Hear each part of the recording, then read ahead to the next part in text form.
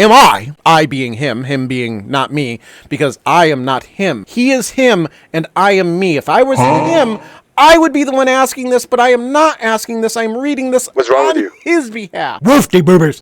As you can see, I have it. It's up. So let's start with our first Am I the Asshole story, which comes from Fire Engine 141414. I wonder if it's 14 enough for him. Holy 14. Or maybe, yeah, no, it's male. It's male. Wow, that's a lot. 14. Fire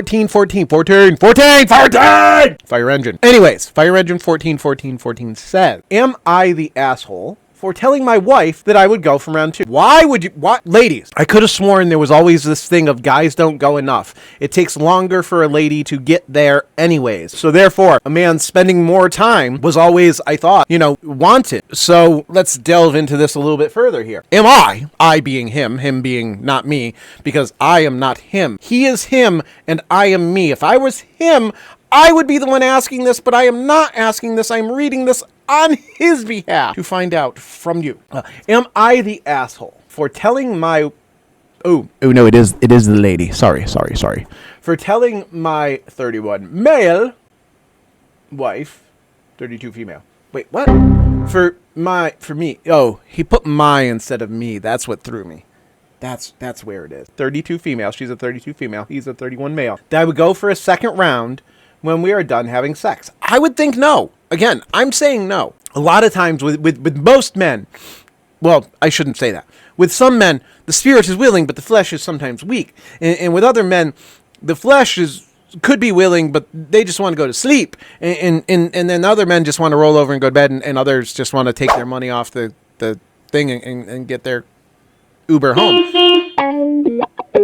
Sorry, personal experiences. Different things going on. Most guys, they go to sleep afterward. I like to cuddle personally. That's just my thing. Just do with that who you will. We've been married for almost 8 years. When I tell my wife she is getting me going again shortly after, or even the same day, even this day. Oh my God, you're just once a day. Oh my God. She gets very angry with me, telling me that I make it sound like she isn't good enough for me and she can't satisfy me. What? No, how would you, if anything, yes, he's not satisfied. He wants more. He's so enamored with you that just the mere thought of you gets him going and ready for a second time. You shouldn't find that as anything other than him being so sexually attracted to you, so romantically charged for you, so deeply in love with you that he can't help but want to have sex with you again. I mean, wow. See, I see it as a compliment that I'm so attracted to her that she makes me want to have even more sexy time with her. So am I the asshole for telling me that she turns me on? No, absolutely not. No, you have not. You are not the asshole, sir. No, sir, you are not the asshole. Reframe it by it wanting her again, not by wanting a round 2. Yeah, I would definitely say the way to frame it, it could be in your manner of delivery, for sure, because for me, personally, I would say something along the lines of, I realize that what we just had was magical. That there's nothing in this world that can compare to the physicality that we just experienced together. But I do hope that sooner rather than later, preferably within the next 24 hours, that you would be up for trying at least one more time to see if we could even come close to the pure and utter perfection that we just both experienced. That's how I'd frame it anyways. Let's see, not the asshole. For me, you are complimenting her, not sure if she finds doing this as a chore or if she's conservative, or if you're not compatible with each other. Ooh, that we are seeing if people are assholes. So far, this gentleman is not an asshole. I don't believe so, and so far, most of the people in Reddit aren't thinking so either. They're like, you sir are a saint. You sir, you deserve a medal, or at least some more. Not the asshole. It sounds like you're just trying to express how much you're attracted to her, but it's important to be mindful of how she interprets. Her feelings might be a bit sensitive, so try phrasing it differently, like, you turn me on so much I can't get enough of you, to make sure it's received as the compliment you intended. Yes, agree wholeheartedly. Don't forget to like, subscribe, and leave a comment down below for me, and I'll get back to you as soon as I can. No, I don't want to read this one yet. I don't like this one. It's long. I want one that's different.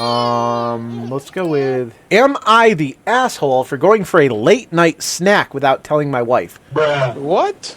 Okay, my first thought on this is going to be no, all right? My very first thought is no, you're not. However, I don't know anything behind it at this point. But I will say this. Typically, if one spouse is going to be going for a late night snack, it would depend, because I'm going to say no with this preface. No, you're not the asshole in this very limited thing, as long as your partner is actually asleep. Now, if your partner is actively awake and maybe in the other room doing something, then yeah, it would be at least courteous to be like, hey, hon, I'm grabbing a snack. What do you think? You want something too? You hungry? I would say that as a person who does think of their significant other when I'm in that thing, if I was going for a snack, if my partner was up and it wasn't something where I would be disturbing them in any way, shape, or form, like they weren't in the middle of some intense project. If I broke in on it, would be bad. Just being like, hey, I'm making something to eat real quick. You hungry? Yeah, it's a good thing. It's a good thing to be mindful.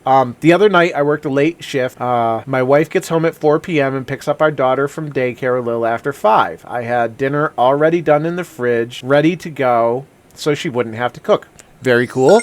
Very nice. All right, so he made sure dinner was ready for her. Okay, I'm so far not sensing asshole yet. I get home at 8:45 p.m. The kid is still not in bed. She's 3. Okay. So it sounds like there might have been something going on, because typically 8:45, that's very late for a 3-year-old. So I'm assuming something was going on. Apparently my wife had a rough day. She felt worn out and couldn't fight with her to actually go to sleep. I put the girl to bed and I sleep with her for about half an hour until she goes out. I notice the bedroom light is off as well as all the other lights, and I assume my wife just crashed and went to sleep. I try to chill to just decompress before sleeping, but I didn't have proper dinner and I'm starving, no leftovers. So I quietly got dressed and popped across the street and grabbed a sandwich from the late night place. I was gone maybe 15 minutes. Still not sensing any asshole energy. From what I'm reading right here, guy got home. He had a long day at work. Obviously, spouse had a long day as well. Don't know exactly what happened with her and don't want to put anything on her, but obviously some stuff happened with the kiddo, and she just couldn't handle right then, and she needed a break. Understandable, as someone who's done the stay-at-home thing. When you're there all the time in the house, sometimes even the house feels like it's closing in on you, so I can understand that. Totally understandable from her part. Yeah, he did what he could. He did the great dad thing and good spouse thing. Hey, you know what? I'll take her. You go. I'll get her put down. You do whatever you need to do. Rest, watch TV, clean, do whatever makes you happy right now. But I'll go take care of her, and I'll go from there. And then he fell asleep. Okay, all this really good. This is what you should do. I'm seeing nothing wrong in this. Actually, it just seems like both sides, it seems like more of a miscommunication at this point than either side being an asshole, but let's press on. There could be an issue, I'm thinking, because he's saying that he did leave the house. Now, I'm wondering if this is going to be where the issue actually arises. Not the fact that he got something to eat, but that he left the house to do it. So let's see where this goes. I get home, and my wife is beside herself, crying and freaking out that she thought I left. I tried explaining that I thought she was asleep and didn't want to wake her, hadn't had a proper dinner, and was starving. She was still very upset that I didn't even check to see if she was sleeping before heading out or telling her, but I know she gets up early and didn't want to wake her if she was having a bad day.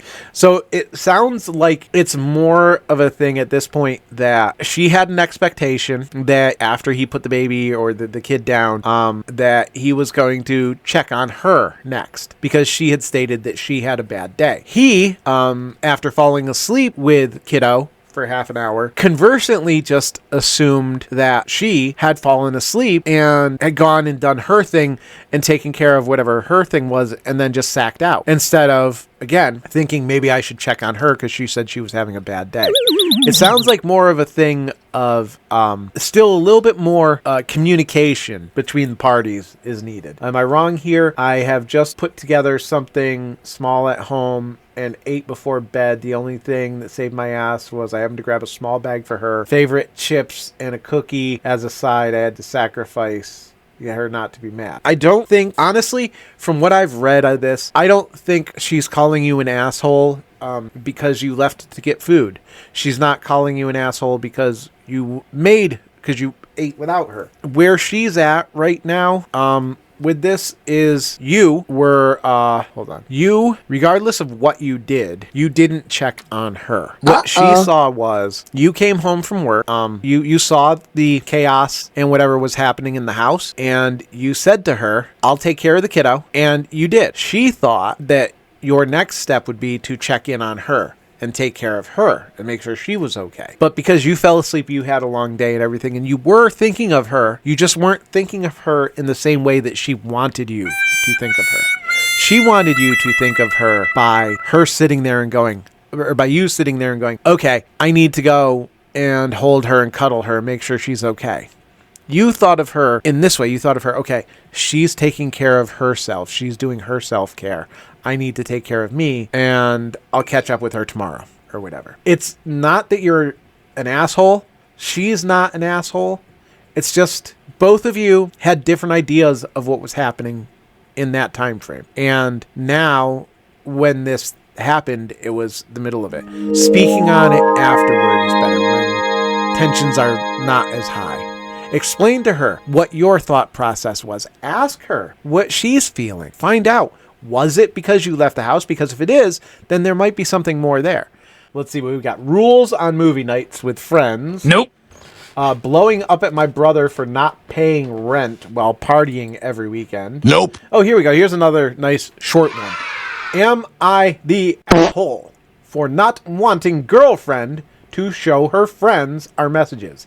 Off the top of my head, I'm going to say, no, you're not the asshole. I get having friends that are so close that you want to share everything with, but there should be certain things, especially things of an intimate nature, things that you discuss with your partner that should at least implicitly be known to just be between the two of you, should require some kind of at least oral contract. You know what I mean?